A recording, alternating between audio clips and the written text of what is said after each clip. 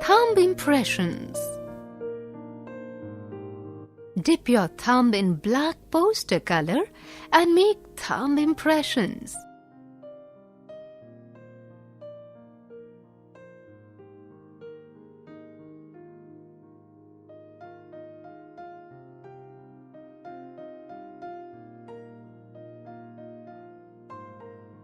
Make eyes using a white pencil and a black sketch pen. Now use black sketch pen, draw the legs and wings of the bat and the spider.